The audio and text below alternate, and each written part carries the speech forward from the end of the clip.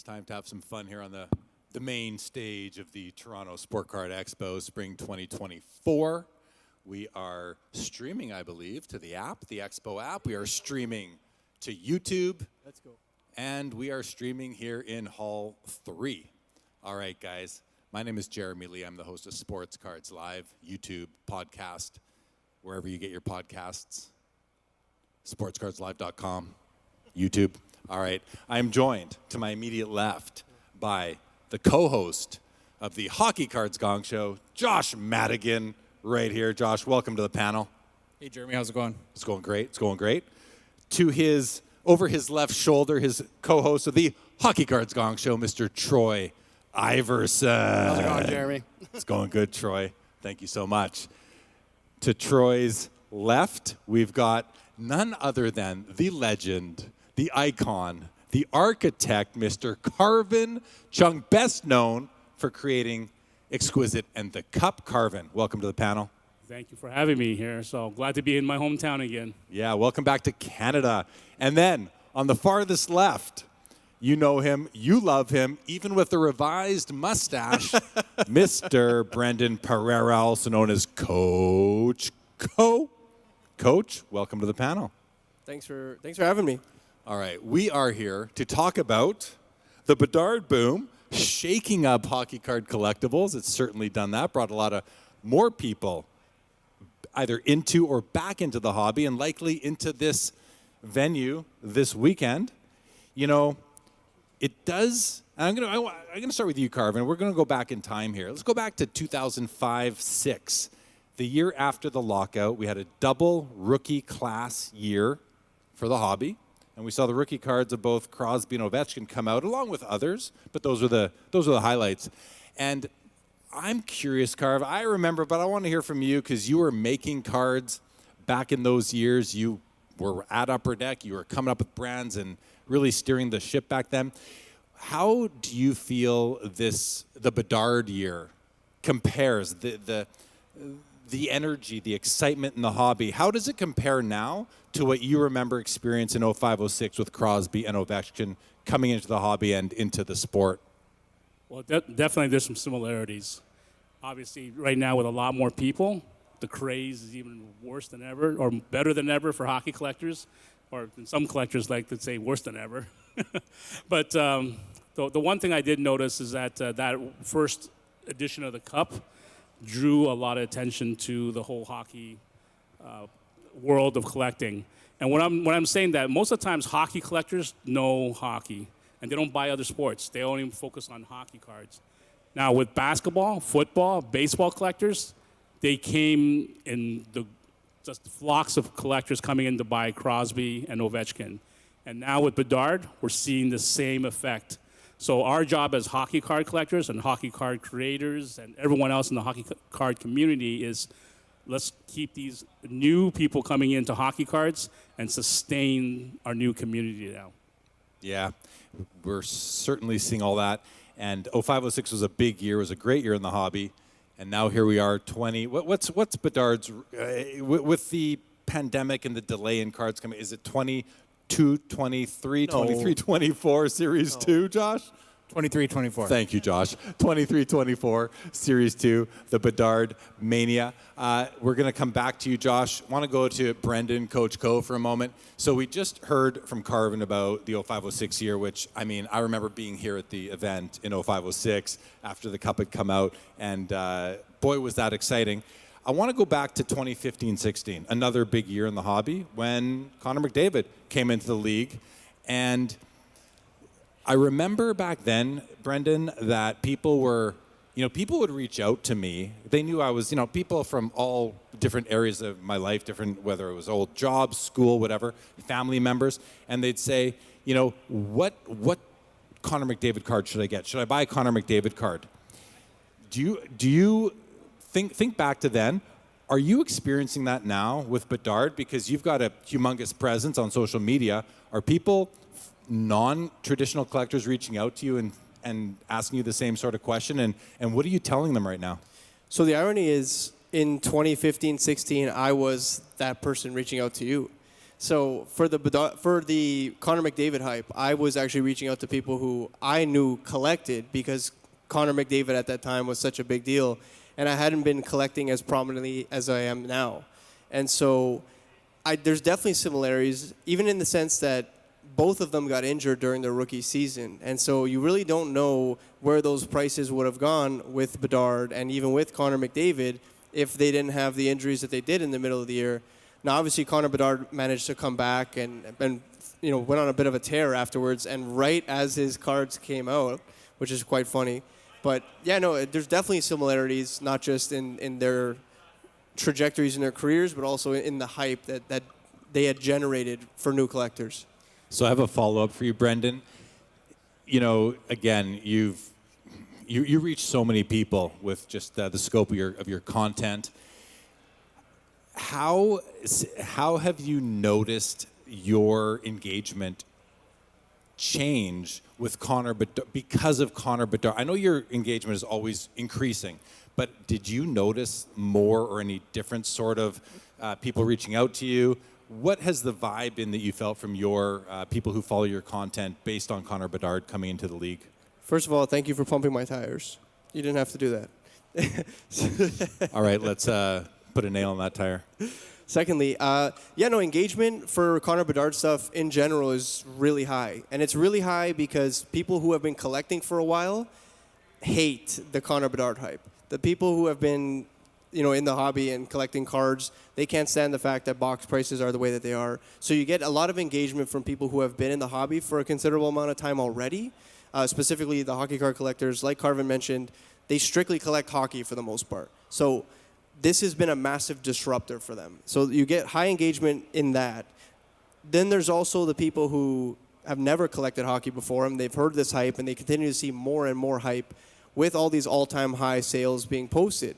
I know that Josh and Troy recently posted an out of 5 parallel out of the retro out of SP Authentic, or SP Game Used rather. Game Used, yeah.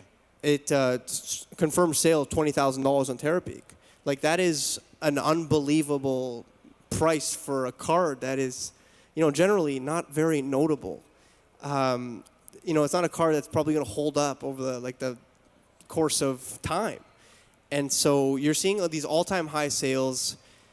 There's a lot of people that are intrigued in ripping wax who aren't typically hockey card collectors. And then on top of that, you have the crowd that is diehard hockey card collectors that are furious at the box prices. So engagement on Connor Bedard stuff is astronomical. I mean, me and Josh have joked about it before, that if you ever want engagement, just post about Connor Bedard. And I actually have to taper it sometimes because I'm like, this is just too much anger. Yeah, I'm not surprised. I mean, every so often one of these generational talents do come through the sport and, of course, the hobby too. And we start to hear from more and more people. Engagement goes up. The card show crowds go up. The prices of the cards go up, like you just talked about. Let's come back this direction. Over to Josh. We'll come to you in a moment, Troy. But Josh, I want to, you. On the Hockey Cards Gong Show, which, if anyone here isn't listening to that podcast or watching it on YouTube, or are you even in the hobby, in the Hockey Cards segment, but you follow this stuff pretty closely, you guys. How does this Bedard year feel to you, and from a value perspective, relative to, say, the last couple of years, even before you started the Gong Show and early in the Gong Show when you first started? I think one thing you have to consider with this year and the effect that Bedard cards have had is it's really been a 2-year lead up. When we look at a lot of data, and you go to, he had many, many, many sales of more than $1,000 pre-NHL. There's nothing that's ever happened. It didn't happen with McDavid. It didn't happen with Ovechkin. And so I wasn't as active, of course, when you were developing the sets or even back with McDavid, but the buildup has been so intense that to some degree you have to think, is it even possible to live up to the expectations? But then on the other hand, these things are happening, like you mentioned, the SP Game Used 2001 crossover out of 5, no auto, no memorabilia, selling for $20,000. And we heard from the seller, and he said it was paid for. It's a legit sale. And there's no context in our hobby for something like that. And so to some degree, I think we're breaking new ground with what's happening in this phenomenon. Yeah, I agree, and I think I've noticed the same thing. Want to go back to your co-host from the Gong Show, Mr. Troy Iverson. Troy, you guys, again, you're watching a lot of this. You're watching the day-to-day data. You're watching the sales volume. You're watching the pricing come, just go to where it goes. What are your thoughts right now on? So here we are. His Young Guns rookie has been out now for a couple months. What have you seen as far as the pricing of it on the secondary market, the single itself? Not the Series 2 wax, which is the product, obviously, that well, maybe not obviously, but the product that the card comes out of, but the single on the secondary market. What are you noticing trend-wise with that value? So, Josh, you're going to have to keep me in check with the Bedard pricing because Josh is our boy on it. But, again, right, it does what a lot of them do right away, right? It comes out, and it was huge. Like, we were just waiting for that first PSA 10 sale. And it comes out, and Josh, what was the exact number? $5,000. And obviously, as more get graded, it's starting to follow the trend of coming down. The raw Young Guns, I think, was at, what, $1,200 when it first came out? Yeah, and now, like, I don't know, $400, $500, somewhere in there. But, yeah, it's following the trend, but it's pretty crazy that all the hype built up to those sales, because, I mean, at the end of the day, he got injured. 61 points. You know, I was trying to think what else is going on, but all the hype leading up to him, the skill set he has, there's a lot of believers in this guy. And so his pricing's kind of following where we thought it would. We preached on our show, stay away from his Young Guns. If you want to buy it, don't buy it at the beginning. And we're seeing it come right back down. Let's go back to Carvin now for a sec. Carv, you watch the hobby closely. You've been involved. You've worked in the hobby for decades. How does the Bedard pricing, in your mind, compare to what we've seen with the past generational talent, specifically Connor McDavid and Sidney Crosby / Alex Ovechkin? Well, obviously, anytime a new player comes in, a new phenom, prices are always going to tend to go a little bit higher. There's new interest. Obviously, with the more GOATs, like your McDavids and Ovechkin and Sidney Crosby, those cards are already kind of like plateaued. And we already know their ceiling, their potential. They've already reached their potential. There's not a ceiling. But when new players come into play, there's always that potential where it goes. So expectations are always like, the pricing is far exceeds even some of the accomplishments. But once they reach those, where Bedard has performed up to expectations, some of the prices will be sustained then. Yeah. So Brendan, I want to go to you for a second. I've noticed, watching the hobby closely myself, that Connor Bedard cards outsell many Hall of Famers. They outsell many modern current superstars.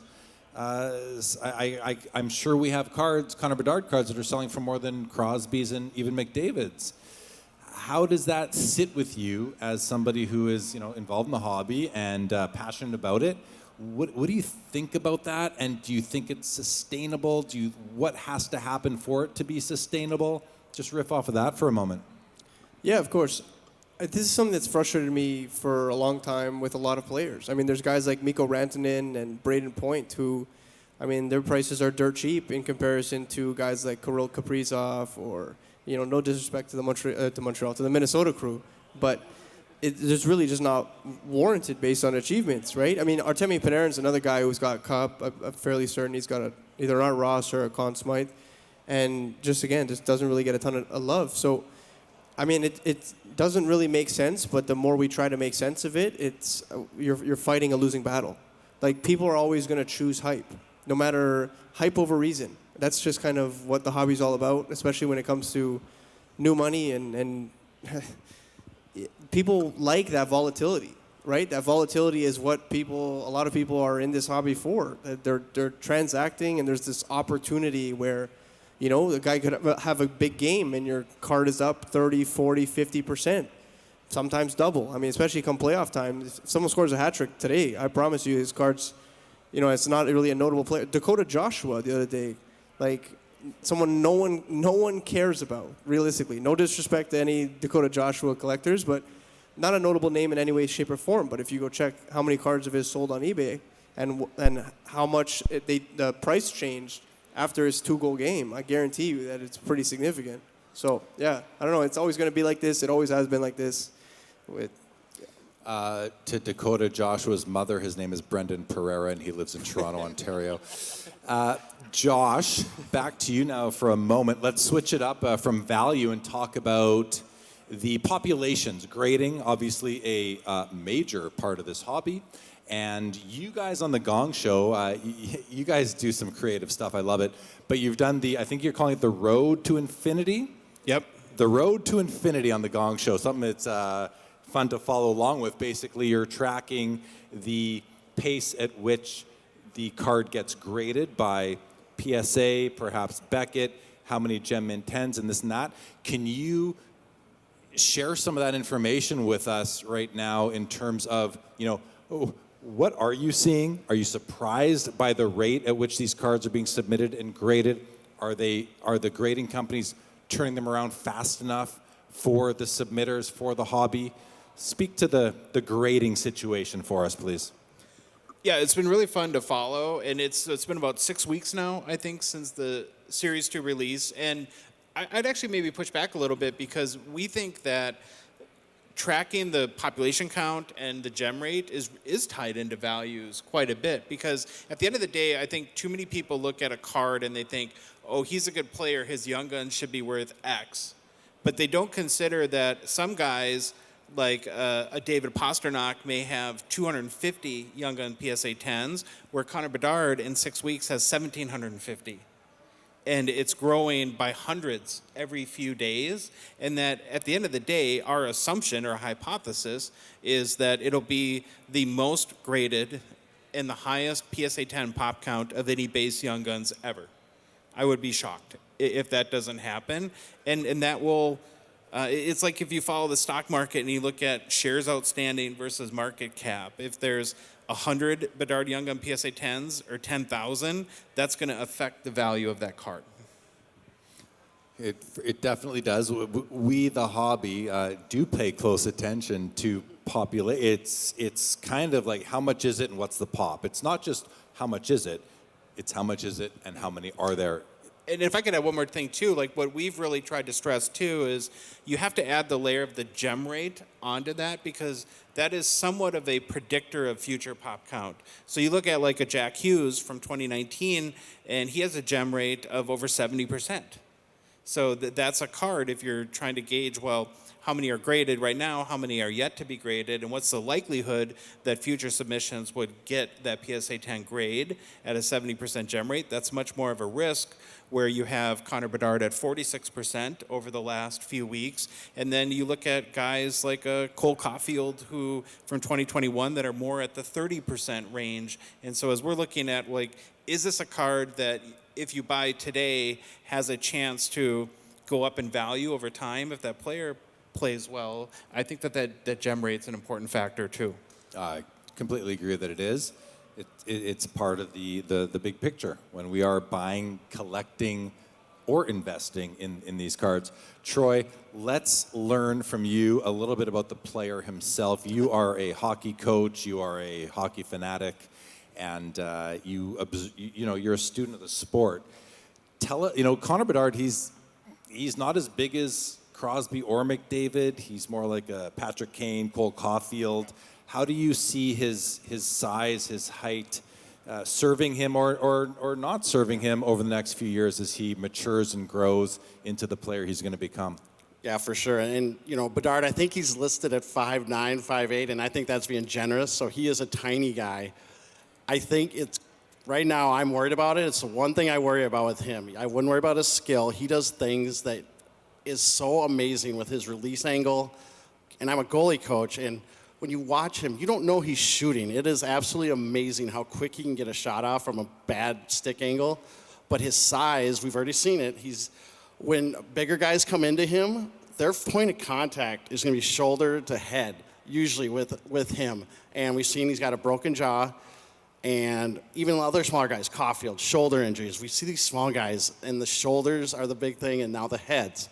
So that's the one thing I'm worried about with Bedard. He's a tremendous skill, but if the injuries start keeping creeping up. And as long as I mean, if he could stay away from concussions, let's hope for that. But now we've had the broken jaw already, and I think even all smaller guys are going to be affected by this. But I think it's something that should be very worrisome with him. A follow-up question for you, Troy. What is his greatest skill set? Is it his skating? Is it his hockey sense? Is it his stick handling? Is it his shot? I think it's his shot, and when you watch him, the way he can pull a puck kind of near his body and skates and then let it go with the same velocity that a normal player can do it out here. A goalie doesn't know he's shooting. I ask any goalie about him, and they just cannot tell he's going to release the puck. And it's amazing how quick it is. And if you watch breakdowns of him and that shot, that to me it's his quick release. It's not the hardest shot in the world, but it's just that quick release where a goalie has to take another half second to realize puck's coming at him. Right on. Oh, thanks. That's good to know. I didn't realize that. The way he pulls the puck in tight and releases it, and they don't even know it's coming. That's I'm going to start watching closer for that. Thanks for that, Troy. You guys all should watch for that closer if you didn't notice it yourself. All right, Carvin, back to you. Then this is a two-part question. Part one, Carvin. Part two, Brendan. Carvin, you are known for, design, not designing the designs, but really creating some of the most iconic products in the hobby ever. You are not currently in the product creation role, but if you were, what would you do leading up for the Connor Bedard mania that you knew was coming? Would you have a trick up your sleeve? Is there something that you would innovate with? Is there something that you could share with us? And if you want to maybe keep your cards close to your chest and not share your secrets, I don't know, but what's something that you would do that we're unfortunately not going to see because you're not making products right now? Well, I've been away from creating card sets and brands for over 10 years. Obviously, I didn't walk away from what I'd done. I have all kinds of innovative ideas that has not been uncovered yet. And to be honest, when I build sets, I always have tricks up my sleeve. I always leave something there for the future so that we can always improve a product. So I think that's really important, because otherwise, if you throw in the kitchen sink, you have nothing left for the following years when you don't have a Connor Bedard, which you really need it. So at this time, yes, I have a lot of ideas. But let's go on some of the past ideas that I introduced to the hobby. For example, in basketball, I introduced the first Logo Man as a Logo Man card, as a 101 with an autograph, non-auto, right? Also, we did the first ever in hockey, we did signed on game used, whether it's game used sticks or game used patches. That was something else that we brought into the marketplace. And some of those cards are the most highly sought after. Draft day, we had the draft day boards. If you remember those, we cut those up.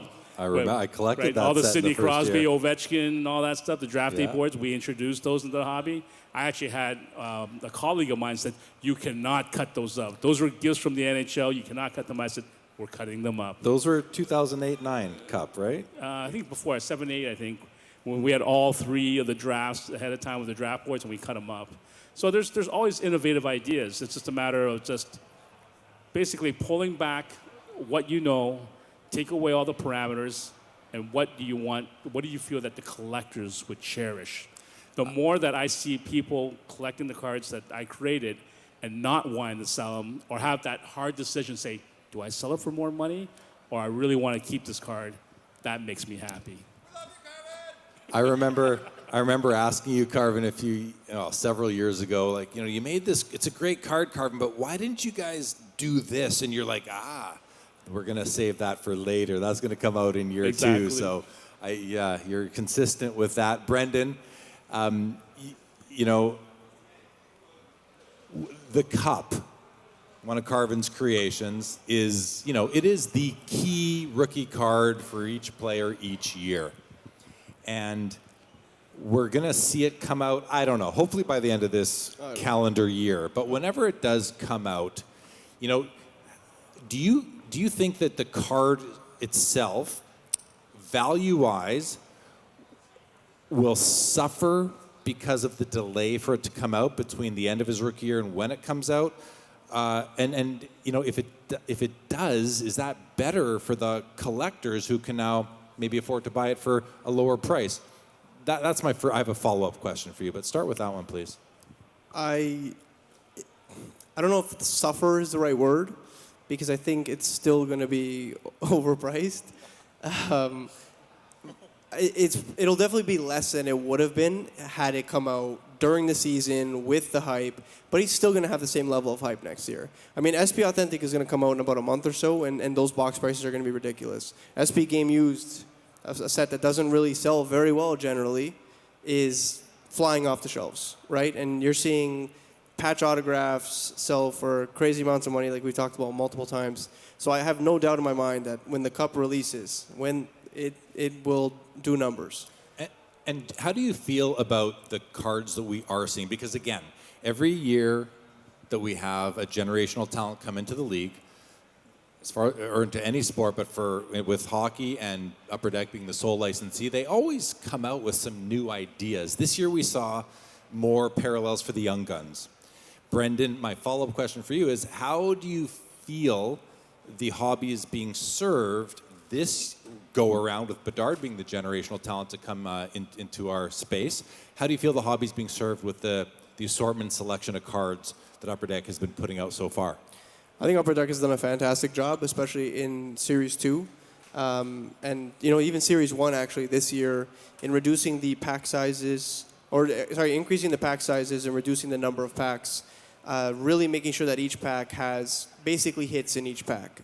Some of the inclusions of, the out of 25 outburst, the 1 of 1, obviously, which has an outstanding balance currently of $1 million. I think that these things, albeit, again, for the true collector and the collector who would have bought a box no matter what the rookie class was, are probably pretty frustrating. But at the end of the day, it definitely brings in a lot of new potential long-term collectors into the space, and people who just want to enjoy the space in general, maybe even if it's for a short amount of time. Yeah, I think that makes sense to me. I like that there is so much selection. There's not, it's not a one-size-fits-all. Lots of different cards to choose from, whether you're a die-hard, immersed collector, or you're more someone who's just coming in to pick up a few cards this year. There's lots to choose from. All right, we're going to play a little game to finish off this discussion. The game is called How Much Will the Cup RPA Sell For When It Comes Out? We know that the Crosby RPAs sell for depends on how many colors and everything, but Crosby's do between, say, $50,000 and $150,000, I think, right now. McDavid's kind of in that same range. What do you guys think the Bedard are right out of the gate, like the first few? What do you think they will sell for? Let's go in reverse order. We'll start with you, Brendan. Are they out of 99? Yes, they are for certain out of 99. Between 15 and 20.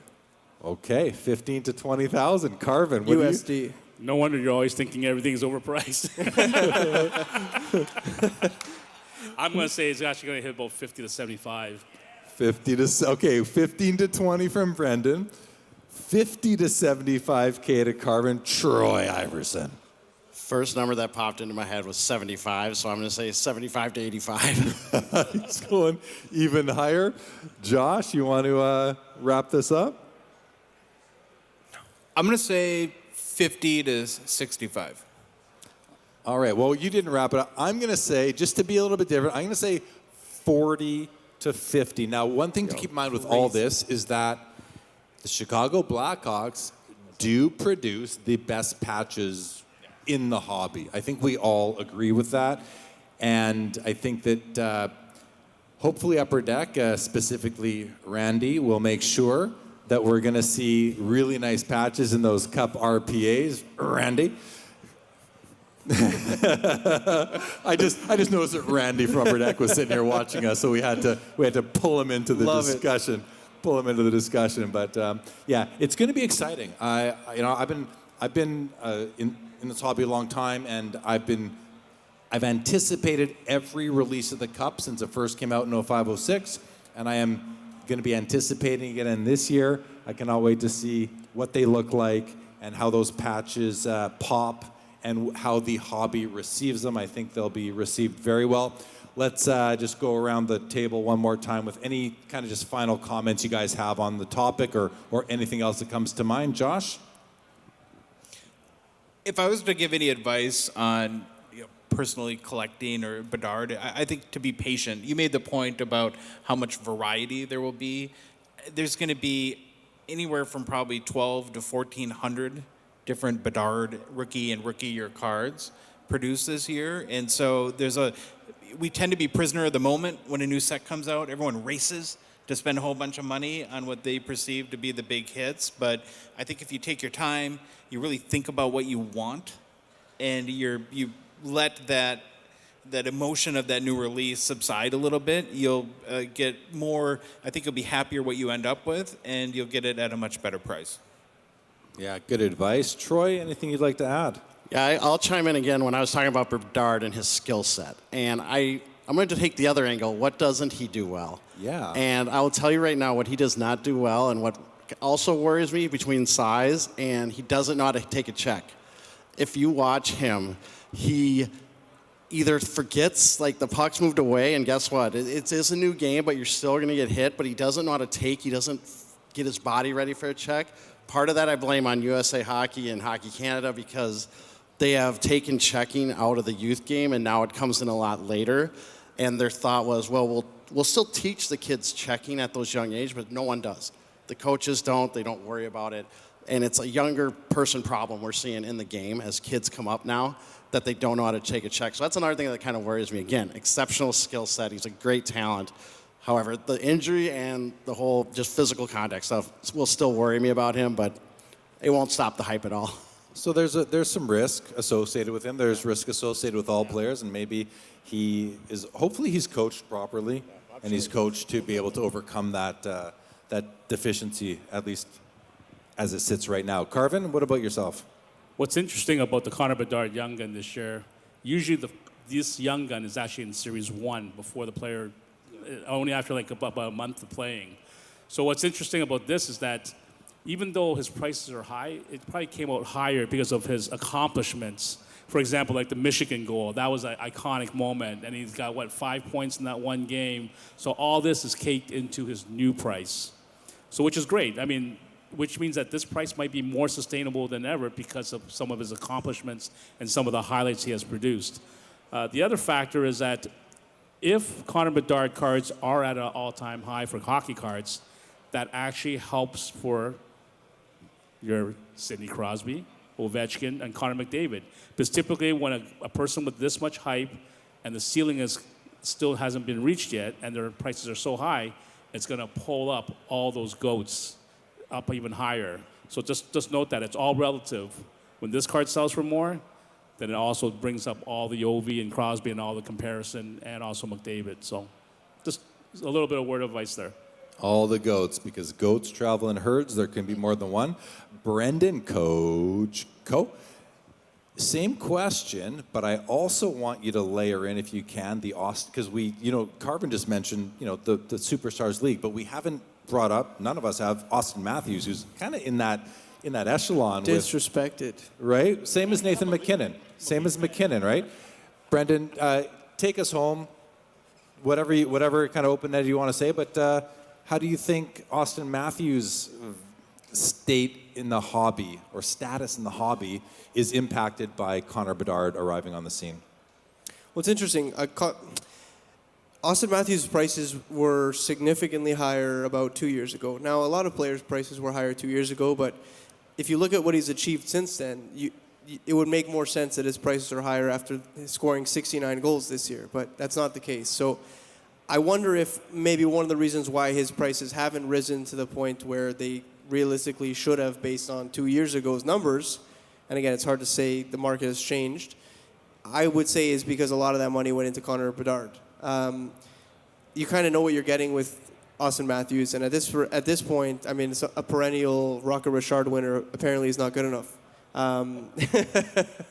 So I really don't know.